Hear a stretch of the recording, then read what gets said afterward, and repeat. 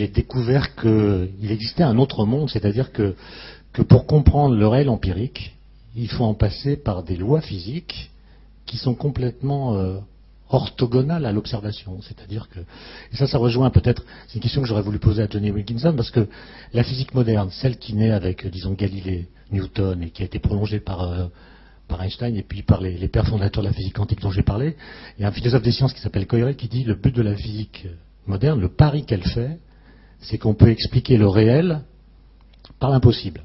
C'est-à-dire par des lois qui sont en contradiction avec l'observation.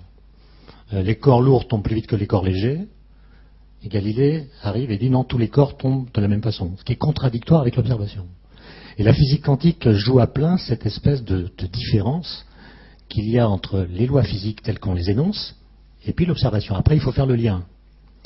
Et donc, expliquer le réel par l'impossible, c'est le but de la physique, ou le pari qu'elle fait, et qu'elle continue de faire d'ailleurs. Alors que le rugby, enfin moi j'y connais rien, même si j'ai suivi des cours grâce à des journalistes de l'équipe qui m'ont reçu gentiment et qui m'ont expliqué 2-3 règles. J'ai vu quelques films où j'ai vu le drop de 2003, je l'ai même vu en direct. Et j'ai l'impression que le but du rugby, c'est de démontrer l'impossibilité de l'impossible par le réel. C'est-à-dire, vous faites des trucs, je ne voudrais pas être à votre place une seule seconde, c'est-à-dire que vous avez un ballon qui vous arrive, je ne sais pas comment, et tout d'un coup, il a une valeur infinie, et il y a des tas de types qui vous tombent dessus avec des masses qui flirtent le quintal. Je préfère mon métier, très franchement. Mais vous essayez de faire des choses qui sont a priori impossibles, mais comme vous les faites, elles sont plus impossibles.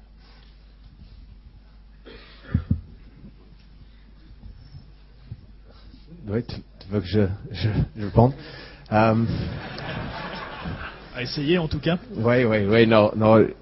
Si je commence à parler à quelque chose de complètement différent, il faut me dire. Oui. Non. Alors, il faut commencer par dire que moi, je comprends aussi juste 2 ou 3 règles. Alors comme ça, on est. Mais c'est beaucoup.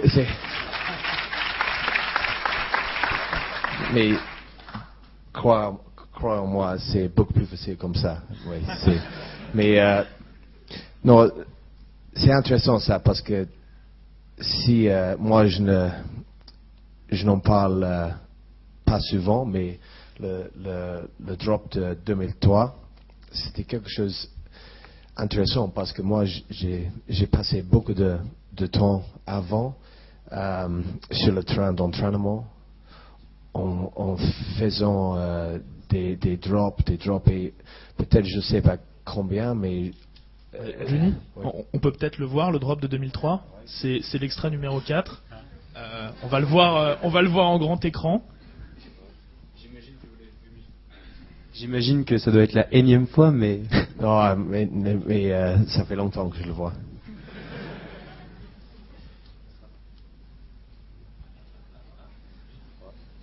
Ça arrive.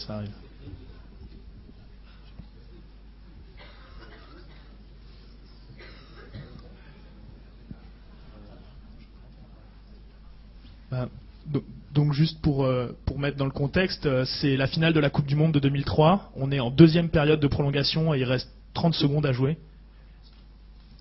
Il reste 30 secondes à jouer et les 2 équipes sont à égalité. Et vous passez le drop qui fait gagner l'Angleterre sur votre mauvais pied.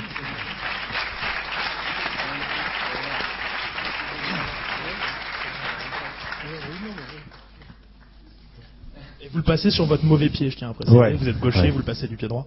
Oui, mais je me souviens de ça maintenant, oui. Oui. Mais, oui, ce que je disais, c'est intéressant parce que j'ai passé beaucoup de temps sur le pelouse d'entraînement et c'était bizarre que le final de la Coupe du Monde, le dernière minute d'après-temps, deux équipes, l'équipe australienne et on jouait en Australie à l'époque, dans le plus grand stade que j'ai jamais joué, et le dernier moment, le ballon est arrivé dans mes mains, et c'était pour moi de faire quelque chose que j'ai imaginé, je sais pas combien de fois, mais combien de fois que j'étais sur le terrain et je me disais, alors c'est la fin, est-ce que je serai prêt pour la fin de la Coupe du Monde? Et on le dit souvent, tous les gamins, moi j'étais gamin comme ça, alors c'est la fin de la Coupe du Monde, alors il reste 3, 2, 1, c'est pour moi ça. Et c'est bizarre que c'est arrivé comme ça. Et moi je demande si c'était réel, parce que est-ce que le monde est réel? Parce que est-ce que c'est possible de créer quelque chose comme ça? Et je pense que peut-être c'est pour moi. Moi, je l'ai créé, mais ça c'est pourquoi c'est le monde individuel pour moi. Alors moi, je crée la situation ici avec tout le monde ici. C'est les parties de l'imagination de moi. Et alors comme ça, je pense que c'est possible de comprendre l'impossible, parce que c'est nous qui décidons l'impossible et qui le fait arriver. Mais c'est bizarre. Moi, je me demande souvent si le monde, c'est un peu comme le film Matrix. C'est juste un monde autour de moi, et il n'y a aucune autre personne ici. C'est juste moi et la tête. Et j'espère que ce n'est pas la vérité. Peut-être c'est oui, mais oui, c'est bizarre, et je me demande souvent la question. Jean-Élie Poulos, vous vouliez ajouter quelque chose? Je voulais revenir justement sur ça. Et le rugby est un jeu beaucoup trop compliqué pour l'analyser vraiment du point de vue physique, mathématique. Mais les gens ont analysé justement ce que je disais tout à l'heure, les gens ont analysé des jeux beaucoup plus simples comme le billard. Et le billard français, comme vous savez, vous avez 3 balles sur la table, et il faut arriver avec une de taper les autres. Et vous savez qu'il y a des grands spécialistes qui arrivent. Alors, ça c'est quelque chose qu'on peut calculer, je vous le donne comme problème aux élèves. Calculer, si vous prenez des configurations un peu bizarroïdes, pas une configuration très simple, n'est-ce pas? Calculer avec quelle précision on doit taper la première balle pour être sûr de réussir les 2 autres. Et c'est facile à voir qu'il y a un très grand nombre de configurations. En fait, la plupart des configurations, les autres font un ensemble de mesures nulles, comme on dit en mathématiques. Alors, donc, la plupart des configurations sont telles que la précision avec laquelle vous devez taper sur la première balle dépasse la résolution angulaire de l'œil. Et je suis prêt à parier tout ce que vous voulez que la précision avec laquelle Johnny Wilkinson tape sur le ballon rugby dépasse de loin la résolution angulaire de l'œil. Donc il y a quelque chose qui n'est pas, ce n'est pas qu'on est en train de résoudre l'équation de mouvement pour trouver comment le faire, c'est lorsqu'il dit qu'il le pense plusieurs fois, qu'il répète ces gestes, même mentalement plusieurs fois, je pense que c'est vrai. Et je pense que les grands champions font comme ça. Et on a un exemple ici. Dans le cas du rugby, je pense que la notion de hasard est une notion relative, c'est-à-dire ça dépend du joueur. C'est-à-dire, si je tape dans un ballon, moi qui n'ai jamais joué au rugby, la probabilité qu'il aille dans une direction donnée est la même pour toutes les directions. C'est-à-dire, j'ai ce qu'on pourrait appeler le coup de pied isotrope. Mais je pense que Johnny Wilkinson, alors que le mouvement est complètement déterministe, il n'y a aucun hasard dedans, c'est-à-dire c'est complètement déterminé par l'action de la force sur le point d'impact du ballon, la résistance de l'air, etc. Donc il n'y a aucun hasard. Mais je pense que le travail qu'il fait à l'entraînement, c'est un travail qui consiste à justement faire en sorte qu'il y ait du déterminisme explicite dans son geste, alors que dans le mien, il n'est qu'implicite. Bon. Mais j'avais une question, parce que les journalistes de l'équipe qui m'ont formé au rugby hier, dans un cours express, m'ont dit que quand vous tiriez non pas un drop mais une pénalité, vous avez une image mentale qui correspond à une jeune fille, je crois, on s'arrête là. À laquelle vous avez donné un prénom et qui mange une glace ou qui boit du coca, ça dépend. Et le but que vous vous donnez, c'est de dégommer la boule de glace de cette jeune fille. Je voulais savoir si c'était des racontars de journalistes ou si c'est quelque chose que vous êtes prêt à dire en public. Enfin, Oui, mais malheureusement, la plupart de ça, c'est vrai. C'était mon entraîneur de tir au but qui m'a donné l'idée et qui m'a appris la chose que tu en parlais. Et c'était pour deux choses, je pense, de trouver, on le dit quand on s'entraîne, on le dit le milieu du milieu. Alors ça veut dire que on ne sait pas de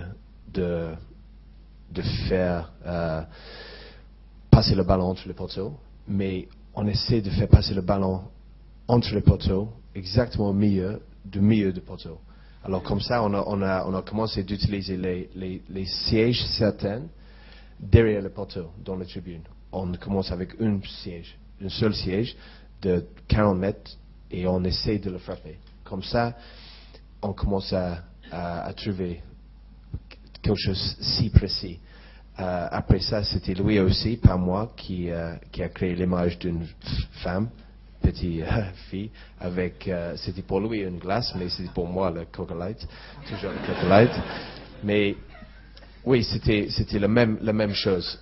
C'était pour créer quelque chose de très précis, mais c'était aussi pour aider la visualisation des choses, pour avoir quelque chose que c'était facile à créer dans ta tête, de créer quelque chose comme ça. Ça m'a aidé à visualiser le geste entier. Alors comme ça, je commence avec le ballon, je commence aussi, quand je le fais en réel, je commence avec la sensation du pied. Alors le point exact où je vais faire contact avec le ballon. Et je le sens avant de le faire. Dans ma tête, je vois le trajectoire exact du ballon. Et puis, je vois le résultat aussi. J'essaie de temps en temps de ressentir les émotions, les sensations de succès aussi. Et ça fait partie de grands gestes. Et je pense que c'est mieux pas tout le temps. Il faut commencer aussi avec les choses en réel. Mais pour moi, c'est mieux de temps en temps de le faire, de m'entraîner seulement dans ma tête. Parce que c'est possible de faire un entraînement complètement parfait dans ma tête. Je peux pas avoir les échecs. Et comme ça, je peux créer des bonnes habitudes. Alors, de temps en temps, je mets un ballon par terre et j'arrive jusqu'au point où je vais le taper et puis j'arrête. Je fais toute la visualisation, je vois le ballon et je me convainc que c'était un coup de pied exactement parfait et puis j'enlève le ballon et je fais un autre. Et comme ça, je pense que moi, j'essaie de créer un monde dans la tête qui correspond exactement avec le monde réel. Oui. Je pense que oui, vous serez très bien comme ça, oui. Mais non, c'est bizarre. Moi, j'essaie de faire correspondre les deux exemples dans la tête et dans la chose réelle. Je sais pas si ça fonctionne très bien, mais comme je disais par rapport à la finale de Coupe du Monde, je l'imaginais beaucoup de fois, avant, et c'est arrivé pas exactement comme j'imaginais, mais pas loin de ça. Étienne Klein, si vous avez peut-être du mal à vous voir comme un ballon de rugby, est-ce que vous avez déjà plus à vous voir comme un proton? Comme un proton? Un proton non, un proton, c'est une particule composite, donc je ne me risquerais pas à l'imaginer. Mais déjà, imaginez ce qu'est un électron dans l'expérience des deux formes, par exemple. C'est un casse-tête sur lequel on est tous tombés et qui oblige à renoncer à l'imager par une image concrète. C'est-à-dire que la physique quantique, c'est justement une physique iconoclaste qui oblige à critiquer toutes les images qu'on essaie de faire des objets quantiques, justement. Mais pour répondre plus précisément à votre question, la question de savoir ce qu'est l'antimatière, par exemple. Qu'est-ce que c'est qu'une antiparticule par rapport à une particule est une question que je me suis posée dès qu'on m'a parlé d'antimatière dans mes cours. Qu'est-ce que c'est que l'antimatière? comment on peut l'imaginer? Alors mathématiquement, elle est décrite comme une particule qui remonte le cours du temps, mais qu'est-ce que ça veut dire? Enfin, ça m'a occupé pendant pas mal d'années de comprendre le lien entre matière, antimatière, la causalité, le temps, enfin bref, des choses qui relèvent d'une forme d'obsession. Enfin, je pense que Jean, il pourra raconter des choses semblables, parce que lui, il a prédit l'existence d'une nouvelle particule, donc c'est encore plus fort que de s'imaginer les particules qu'on connaît déjà. Bon. Et d'ailleurs, je ne l'ai jamais interrogé là-dessus, mais comment il a pu imaginer le problème qui se posait à l'époque, je te laisserai la parole après, mais le problème qui se posait à l'époque, c'était que on connaissait une particule qui s'appelle le chaos neutre, et qui, d'après ce qu'on connaissait de l'interaction faible, devait pouvoir se désintégrer en deux autres particules qu'on appelle des muons. C'était prévu par la théorie, sauf qu'on ne le voyait pas. Aucune observation, aucune mesure, aucune expérience ne montrait cette désintégration. Et le mécanisme JIM, dont on a un peu parlé tout à l'heure, c'est l'idée, pour reprendre une analogie du rugby, c'est l'idée qu'il y a un chemin qui permet d'aller à l'essai. Parce que vous savez, en physique quantique, il y a toutes les trajectoires qui s'ajoutent, parce que la physique quantique est basée sur la règle de l'addition. Tous les chemins s'ajoutent et interfèrent. Et c'est la résultante de tout ça qui crée la possibilité d'aller du point initial, du point A, au point B, le point final. Et comme la théorie prévoyait qu'il y avait des chemins qui amenaient à l'essai, c'est-à-dire la désintégration de muons, ces trois physiciens ont imaginé un chemin supplémentaire pour annuler les autres chemins. Et donc ils ont prédit l'existence d'un quark charmé. Et je crois que ça s'appelle charmé parce que justement l'amplitude de probabilité que l'essai soit marqué s'annulait comme un charme. Charme, c'était plutôt magique. Oui, voilà, il y avait une sorte d'effet magique. Et donc c'est très difficile de s'imaginer ce qu'est l'antimatière par rapport à la matière. Mais moi je ne suis pas un créateur en physique, contrairement à Jean. Et je suis fasciné, je l'ai dit tout à l'heure, par les pères fondateurs de la physique quantique, mais aussi ceux qui, dans un contexte de crise donnée, enfin c'est pas une crise mondiale, c'est une crise en physique, disons, sont capables de trouver une solution extrêmement audacieuse, parce que prédire une nouvelle particule, c'est quand même pas si simple que ça. Comment est-ce que ça se passe? Quels sont les ressorts de l'imagination qui sont sollicités pour aboutir à ce genre de résultat? Ben, c'est, comme tu as dit, si tu vis avec un problème, je pense que là, on revient tous à la même question. Tu as un problème et ce problème, finalement, finit par t'obséder. Donc, tu vis avec ce problème. Tu ne penses qu'à ça, tu ne penses qu'à ça tout le temps. Et tu essayes d'imaginer toutes les configurations possibles qui pourraient t'aider à arriver à cette solution. Et parfois, tu as de la chance. Et là, c'est une chance. Maintenant, on parlait de hasard, ça c'est le vrai hasard, c'est pas l'autre. Bon, il faut le voir plutôt comme ça. Ça veut dire qu'on est vraiment pénétré totalement par un problème, on ne pense qu'à ça.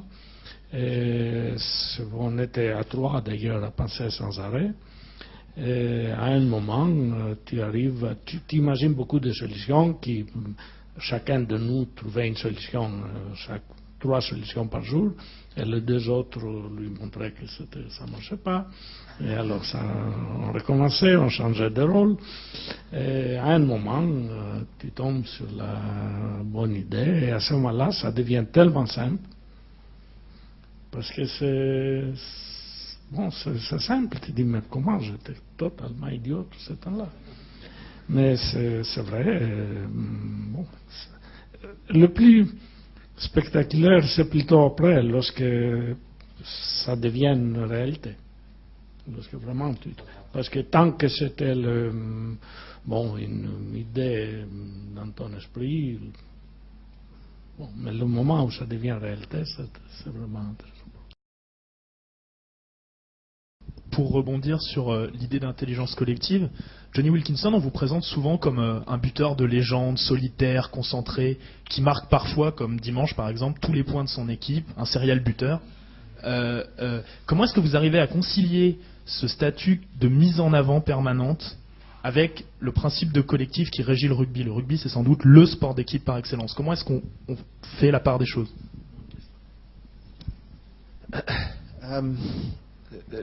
Sens du le rugby pour moi, c'est, comme tu as dit, c'est le sport, le vrai sport d'équipe. Moi, je suis d'accord avec ça.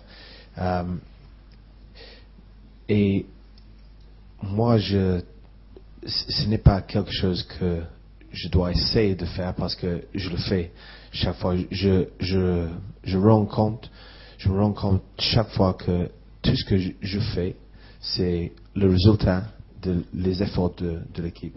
Alors comme ça, comme je disais plus tôt, on est toujours connecté. Alors c'est impossible d'avoir les occasions de marquer un penalty sans les avants qui créent qui méritent les penalties, qui travaillent très très fort, qui donnent tous qu'ils ont pour ça. Alors moi je suis juste la dernière partie de la chaîne dans un grand effort. Mais pour moi, j'ai lu il y a longtemps et c'est quelque chose que je regarde comme spécial, c'est que la meilleure façon d'atteindre les buts, les objectifs, c'est d'aider les autres à atteindre leurs objectifs. Et ça, c'est pour moi, c'est super ça. Moi, je fais ce que je fais sur le terrain d'entraînement parce que je veux que l'équipe fasse du bien. Je veux que l'équipe gagne les matchs et je veux que tout le monde ressente les bonnes sensations, les bonnes expériences. Mais pour moi, c'est intéressant parce que moi, je suis obsessif, ça c'est sûr. Et je peux pas vivre avec le regret. Je peux pas. Et le plus grand regret que je peux avoir dans ma vie, c'est de faire décevoir les autres, Et pour moi, ça c'est terrible. Alors, je suis content de faire tout pour les autres et ça me fait beaucoup plaisir. Alors, je sais pas pourquoi, mais je déteste, c'est vrai, je déteste les images de moi quand je tape. Ouais, je ne les regarde jamais, sauf ce soir quand vous les mettez sur l'écran, mais non, je les regarde jamais. Je ne les regarde jamais, et parce que pour moi, c'est juste, ça c'est, il y avait un autre joueur bien connu qui a dit une fois que le boulot de buteur, ça c'est le même que l'homme de poste qui met les lettres dans les boîtes aux lettres. Et quelqu'un a dit oui, c'était bien aujourd'hui, tu as marqué 9 sur 9. Oui, c'est une bonne sensation. Non, on n'applaudit pas l'homme de poste quand il met 9 lettres dans les boîtes correctes. Et moi, je pense exactement même que ça. Ça, c'est mon avis. Je pense que ça, c'est quelque chose, on s'entraîne pour ça, on essaie de le faire sur le terrain. Mais la chose, pour moi, qui va rester avec moi pendant toute ma vie, c'est les moments où tout le monde se connecte dans les actions, sans parler, sans dire, sans annoncer des choses. C'est juste quand on est tous sur le même longue d'onde. Merci. Le même longue d'onde. Ouais, longueur d'onde. Et ça, c'est pour moi les moments spéciaux. Moi, ça c'est ce que je cherche chaque fois qu'on joue, c'est le moment comme ça, quand on se connecte avec quelqu'un d'autre d'une façon plus profonde que les actions, que les sens, que les 5 sens. Pour moi, c'est les moments spéciaux. Alors, je joue pour ça. Je joue pas pour taper le ballon entre les poteaux ou à côté des poteaux. Je joue pour les moments spéciaux comme ça. Alors, ça c'est ça qui me conduit pendant les entraînements et pendant les matchs aussi. Et c'est spécial ça. Ça c'est pourquoi le sport de rugby c'est le vrai sport d'équipe. Jean Eliopoulos, vous nous parliez des difficultés de gérer des équipes de plusieurs milliers de personnes. Et quand on voit, nous aussi, enfin, je pense tout le monde, jusqu'il y a encore quelques décennies, on avait une image du chercheur qui était assez solitaire, qui trouvait tout seul dans son laboratoire. Et aujourd'hui, les articles, notamment qui sortent du LHC, sont signés par plusieurs milliers de personnes. Alors comment on parvient à rester inventif, motivé et surtout passionné dans une équipe de plusieurs milliers de personnes? C'est vrai qu'il y a 2000 personnes sur une expérience, mais ils ne font pas tous la même chose. Il faut voir, justement, comme, vous savez, c'est pas très très loin du monde lorsqu'on vous regardez une construction sophistiquée, compliquée, c'est l'œuvre de plusieurs personnes, mais ce n'est pas l'œuvre de gens qui faisaient tous le même geste. Chacun avait son rôle et chacun doit être inventif. Justement, dans ce genre d'expérience, lorsque vraiment on doit pousser les limites, vraiment tout ce qu'on peut, les limites pas seulement techniques, mais aussi les limites d'analyse, comment on doit analyser les résultats. Eh bien, c'est justement il faut le voir comme 2000 individus qui travaillent, même s'ils travaillent en équipe, mais pas en équipe de 2000 forcément, c'est des petites équipes, et on travaille ensemble, mais c'est vraiment l'œuvre créative de chacun qui est mobilisée. Lorsqu'ils signent tous le papier, c'est très souvent parce qu'ils ont vraiment travaillé tous. Étienne Klein, vous qui avez vécu finalement cette expérience, est-ce que vous pouvez nous parler un peu de l'atmosphère qu'il y avait au sein du LHC? Ça rejoint un peu l'image qu'on peut avoir du rugby quand on le regarde en spectateur. C'est-à-dire qu'il y a des très fortes intrications. Et en fait, il y a des automatismes qui viennent de l'entraînement. Le fait qu'il y a finalement, il y a des variables cachées entre vous qui créent de l'intrication.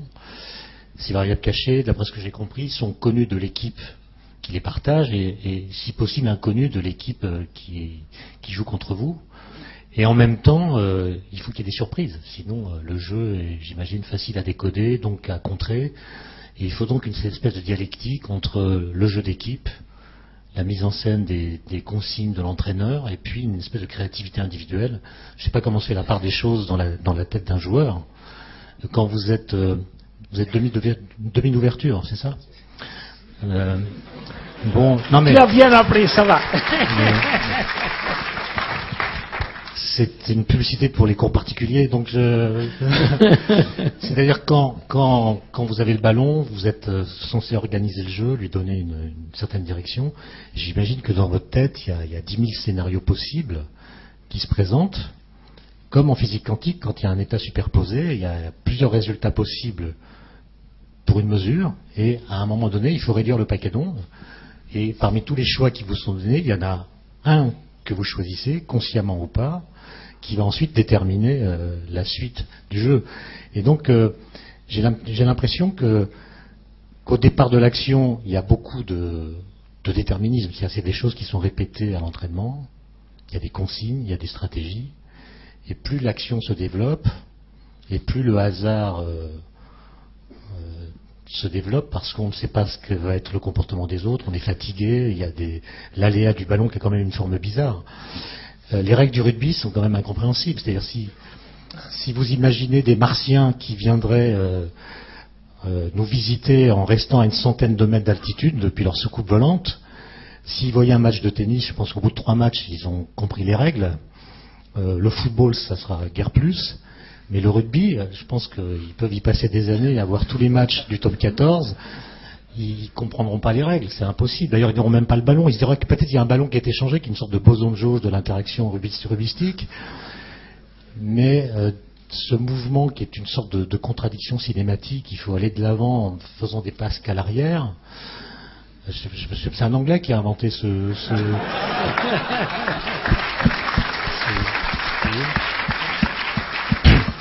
Donc, si vous voulez un témoignage de spectateur, moi je regarde le tournoi des 6 nations, 5 autrefois, depuis toujours, sans rien y comprendre. Et ce que je guettais, c'était les moments où on a l'impression que de l'ordre va surgir du chaos. C'est-à-dire, moi je voyais des types à terre, un ballon on ne sait pas trop où, mais visiblement ceux qui sont intéressés savent où il est. Ce ballon sort et tout d'un coup il y a un vol de Lévy, c'est-à-dire une trajectoire très longue, une grande passe, et puis une espèce de musique qui se développe jusqu'à si possible un essai. C'est des scènes d'ailleurs dont j'observe qu'elles sont de plus en plus rares dans un match. C'est peut-être lié au gabarit des joueurs. Et puisqu'on parle de physique quantique, je voulais simplement dire que on peut faire aussi une lecture thermodynamique du rugby. Moi j'ai l'impression que c'est une histoire de fluide moléculaire et qu'il faut amener de la température, ou bien de la force, ou bien de l'énergie cinétique, ou bien de la puissance, ou bien de la masse simplement, à des endroits où chez l'adversaire il y en a moins. Et donc créer des déséquilibres thermodynamiques sur le terrain. Et il me semble que c'est avec cet œil-là que je regarde le rugby plus qu'avec celui de la physique quantique, que je trouve plus facilement applicable aux Rolling Stones, qui sont manifestement un groupe qui est plus que l'ensemble de ses parties.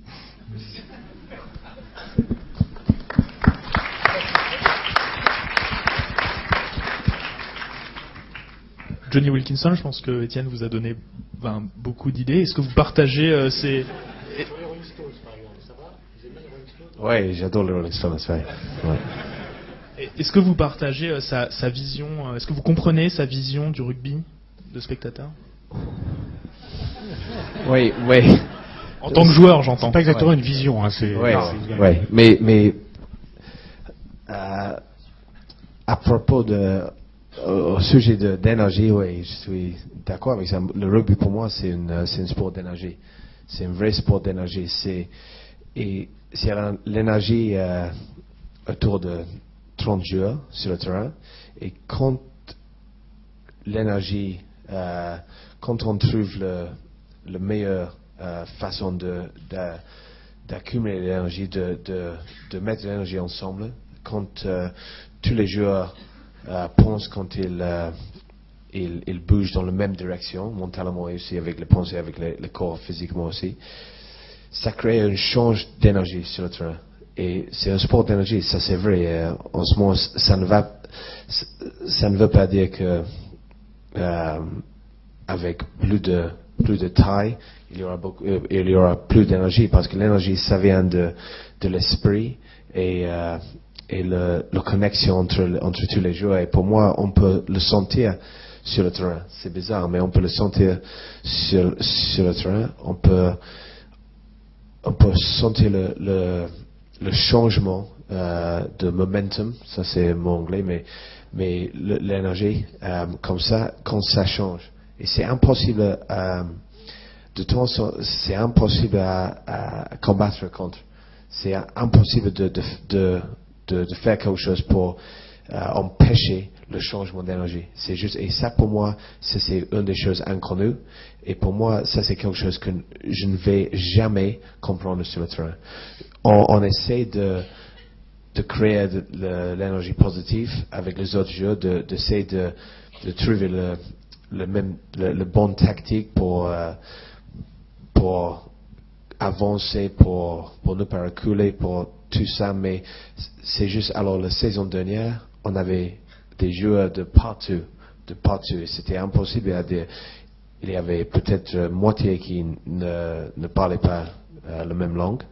Alors c'était impossible de comprendre tous les joueurs sur le terrain, mais on avait quelque chose entre nous, difficile à l'expliquer, mais c'était possible de voir l'effet sur le terrain. C'était incroyable, mais c'était impossible à entraîner, c'est impossible à enseigner. Pour les entraîneurs, je pense qu'il était exactement comme nous. Il était complètement, il se met en question un peu par rapport à d'où c'est venu. Mais l'énergie c'était là, et c'est pour moi, ça c'est une des choses très spéciales autour de ça. On peut le sentir l'énergie aussi dans le vestiaire avant, l'énergie d'angoisse. Et sur le terrain, ça change, ça devient une énergie très positive, et c'est bizarre, mais si je commence à le comprendre, je pense que je serai le seul sur le terrain. Johnny Wilkinson, quand on est professionnel de rugby et qu'on est payé pour tous les matins se lever, aller à l'entraînement, comment est-ce qu'on conserve la passion qui nous a fait choisir le rugby comme un choix de vie? Je pense que je vais avoir quelque chose en commun avec tous les deux ici, avec les professeurs de quantique, de sciences quantiques, parce que pour moi, le rugby c'est la vie en miniature. C'est pas un sport pour moi, c'est pas un boulot, c'est pas quelque chose que je fais chaque matin et puis le week-end. C'est quelque chose que je vis et pour moi c'est une façon de vivre. J'utilise les mêmes valeurs quand je joue que j'ai dedans moi quand je vis ma vie quotidienne. C'est intéressant, mais ça c'est partie de ma vie. Alors je ne me réveille pas pour faire du boulot. Je me réveille le matin pour apprendre et pour essayer de mieux faire des choses et de m'améliorer. Et comme ça, tout ce que je fais là avec l'équipe, tout ce que je fais, c'est partie de ça. Alors on prend la décision de faire quelque chose et de faire du bien ou avec 50 ou 50% ou 2 alors moi j'essaie de donner tous quand je fais quelque chose et comme ça je vais apprendre comment m'améliorer et aussi en même temps si c'est quelque chose correct pour moi, si c'est quelque chose apte pour moi, et moi je n'ai jamais eu une mauvaise réponse. Pour moi, le rugby et moi, on reste ensemble tout le temps et jusqu'à la fin. Et j'espère que ça continue. Merci pour cette belle réponse. Étienne Klein et Jean Eliopoulos, visiblement vous avez quelque chose en commun. Alors je sais que vous dites que vous êtes un être quantique. Alors on pourrait dire que Johnny Wilkinson est un être rugbystique. Est-ce que vous pouvez nous expliquer si vous aussi vous voyez comme ça une grille de lecture quantique de la réalité et du monde? Non, vous nous avez présenté comme physicien quantique, on n'est pas physicien quantique. Enfin, la constante de Planck, elle est la même pour tout le monde. On n'est pas plus quantique que n'importe qui. D'ailleurs, d'un point de vue physique, nous sommes des êtres classiques. C'est-à-dire, si je lance un être humain dans l'espace, il va avoir une trajectoire parfaitement déterminée, comme une particule classique. Et donc, nous sommes physiquement des êtres classiques. C'est un grand problème qui a été en partie résolu de comprendre pourquoi à l'échelle microscopique, le monde est quantique, et à l'échelle macroscopique, il est classique. Mais je fais simplement observer qu'on ne pourrait pas jouer au rugby à l'échelle quantique, enfin à l'échelle microscopique. Le rugby quantique, c'est une contradiction dans les termes. Parce que les types à cette échelle-là ne pourraient pas faire de passe. Quand on marquerait un essai, alors par effet tunnel, ça serait possible, et on se disputerait pour savoir si la balle est de ce côté de la ligne ou de l'autre côté, et je pense qu'il y aurait des problèmes d'arbitrage assez sévères. Il y aura un arbitrage indéterminé. Et simplement, je pense que psychiquement, nous sommes quantiques. C'est-à-dire que nous sommes dans un état superposé. Dans notre esprit peuvent cohabiter des envies contradictoires, des idées contradictoires, et parfois nous devons faire des choix, c'est-à-dire, pour parler comme un physicien quantique, entre guillemets, réduire notre paquet d'ondes. Et la vie, c'est développer des possibilités et puis faire des choix. Et donc notre esprit, notre conscience, disons, est un mode de fonctionnement, toute proportion gardée et en se méfiant des métaphores qui en l'occurrence peuvent être dangereuses ou des analogies trop appuyées. Il y a quelque chose de quantique dans notre cerveau qu'il n'y a pas dans nos corps. Et, Jean Eliopoulos, Johnny Wilkinson vient de nous dire que pour lui le rugby c'était pas simplement un métier et qu'il vivait, il se levait en pensant et à comment ça allait lui apporter des choses dans sa vie de tous les jours. Est-ce que vous ressentez la même chose pour la physique quantique? Bon, la physique en général, c'est pas la physique quantique, oui. Je pense que c'est quelque chose c'est un sentiment qui est assez répandu chez beaucoup de gens qui aiment vraiment ce qu'ils font comme une passion. Si vous voyez ce que vous faites comme une passion, que ce soit le rugby, que ce soit la physique, que ce soit la musique, que ce soit la peinture, ce sera pareil. N'est-ce pas? Ça veut dire que vous aurez toujours le sentiment de vivre avec ça. Ce n'est pas quelque chose que vous laissez de côté, que c'est vraiment, vous le faites un certain nombre d'heures et après vous oubliez. C'est quelque chose qui vous accompagne, qui vous, partout dans votre vie quotidienne, le soir, le matin, à midi, n'importe quand. Donc ça, c'est un sentiment que je pense est assez partagé par des tas de gens. Vous venez de nous parler de beauté. En rugby aussi, on parle de beauté, une belle action, on parle de belles passes, de beaucoup de pieds. En mathématiques, on parle de belle équation, de belles solutions. Qu'est-ce que c'est que ce concept de beauté? Est-ce que c'est le même en rugby? Est-ce que vous pouvez nous expliquer ce que c'est qu'un beau geste au rugby? Je pense que ça demande à laquelle tu demandes la question. Oui. Pour moi, tu poses la question, pardon. Parce que pour moi, la beauté, ce n'est pas le drop à la fin du final demi-tour. Ce n'est pas ça, mais moi, je respecte le chemin et comment c'est arrivé. Oui, je respecte ça et j'adore ça, mais pas le geste à la fin. C'est pas ça. Pour moi, si on va parler de ça comme quelque chose de beauté, ça commence avec le coup d'envoi. Coup d'envoi parce que on était 17-17 parce que l'équipe australienne ils ont marqué une pénalité juste avant et on avait, je sais pas, peut-être 100 secondes pour gagner le match. Et contre une équipe au niveau international, ça c'est vraiment difficile. Mais contre les Australiens en Australie, au dernier moment de la finale de Coupe du Monde, on peut être sûr qu'ils étaient prêts pour tout. Mais alors on a dû trouver la solution, la meilleure solution. Et c'était quelque chose qu'on a fait complètement ensemble. Chacun sur la même longueur d'onde, chacun a su son job, son boulot.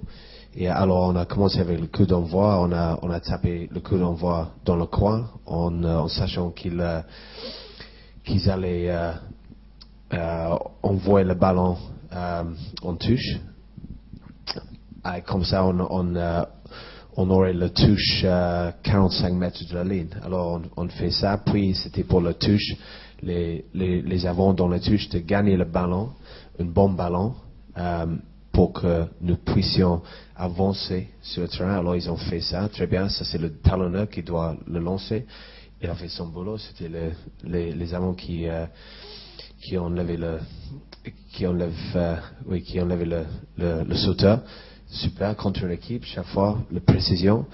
Puis le ballon à moi, j'ai donné le ballon à quelqu'un d'autre qui pour faire le travail fort. Moi, je reste juste à côté, mais il a pris le ballon, il a avancé très bien. Et puis on est tous dans le zone, on le dit en anglais, le zone. C'est impossible à dire comment on le fait, mais après ça, on avait 15 joueurs qui bougeaient les lignes comme c'était écrit avant. C'était bizarre. Ils ont fait ça, le demi-mêlée. Matos a fait une faux passe, puis il a cassé la ligne et fait ça. Il a pris il était un contre l'arrière. Il a essayé de marquer l'essai, mais il n'est pas arrivé. Puis les avants, ils ont fait un peu de ça pour avancer juste entre eux. Et puis Martin Johnson, on l'a vu, le capitaine, il a décidé de prendre le ballon encore une fois parce qu'il voyait que la défense était prête pour essayer d'empêcher le drop. Et puis moi, tout le temps, je savais que c'était moi au bout de la chaîne qui a dû taper le ballon. Alors c'était comme ça, toute l'équipe ensemble, et c'était pour moi à la fin, on l'a fait. Et on l'a fait Et on avait 30 secondes juste avant la fin de le match. Et pour moi, ça c'est la chose entière, ça c'est la beauté. C'est pas le geste à la fin, c'est juste d'avoir la capacité d'agir, de connecter avec les autres comme ça, de trouver un moyen plus profond de communiquer avec les autres, plus profond que les mots et que les signes, mais quelque chose qui je sais pas, qui est venu de les entraînements, de le temps qu'on a passé ensemble dans les restaurants, pas dans les boîtes, mais dans les restaurants jusqu'aux boîtes, dans les hôtels, tout ça, c'est venu de tout ça. Et la beauté, c'est le résultat de tout l'effort quand ça arrive comme ça, mais c'est pas un geste, c'est la connexion entre tout le monde. Étienne Klein, ouais.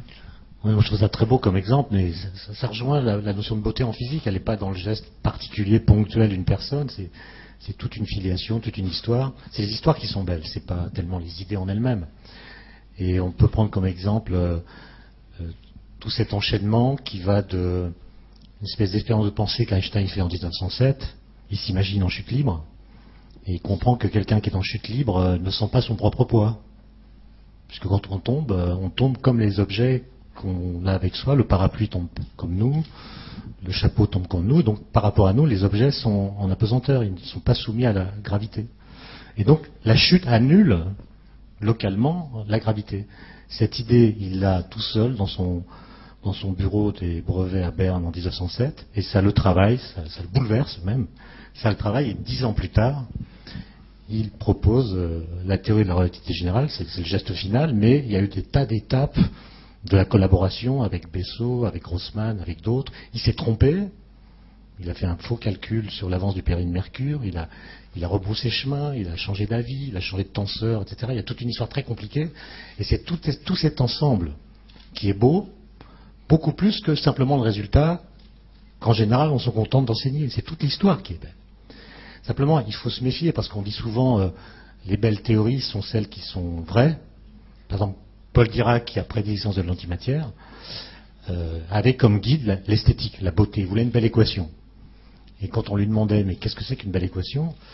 Il répondait, si vous êtes mathématicien, vous comprenez ce que je veux dire. Et si vous ne l'êtes pas, je ne peux pas vous l'expliquer. Donc, simplement, après, il a écrit des choses intéressantes sur la notion d'invariance, comment saisir un élément de réalité. Enfin, on peut discuter très longtemps de cet aspect de la question, mais il n'y a pas identité entre le vrai et le beau. C'est-à-dire qu'il y a des très belles théories qui sont complètement fausses. Et donc, c'est ça qui est intéressant en physique, c'est qu'il y a une espèce de dialectique entre la vérité et la beauté qui n'est pas simple. Il y a des théories scalaires de la lumière qui sont magnifiques et qui sont complètement fausses.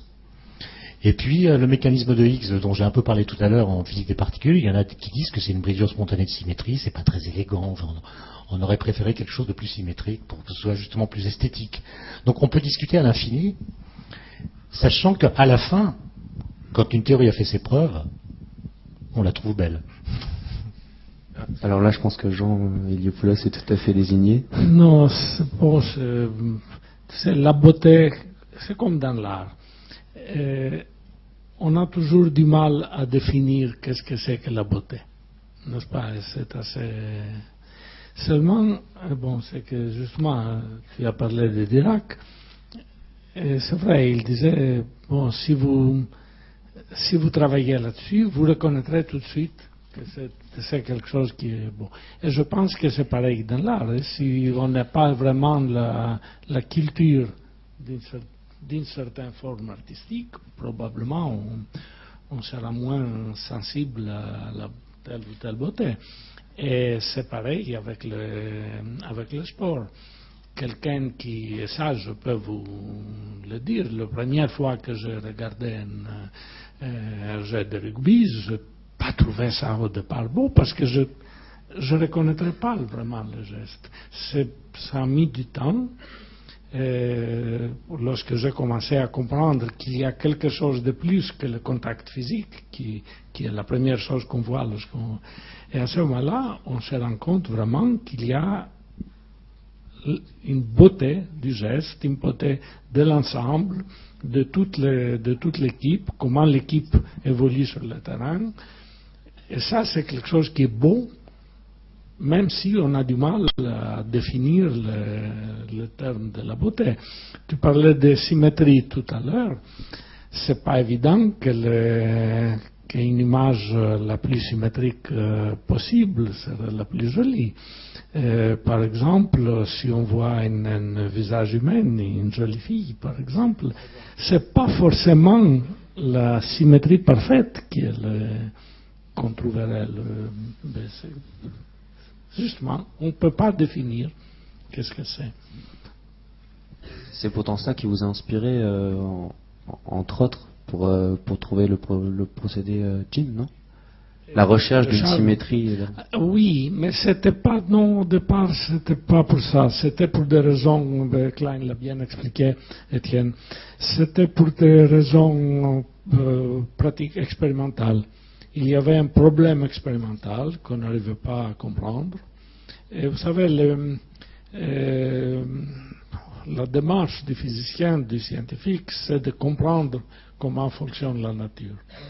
N'est-ce pas? Et c'était ça notre démarche. Bon, il s'est avéré que la solution était plus symétrique, plus jolie d'une certaine façon, mais c'était comme ça.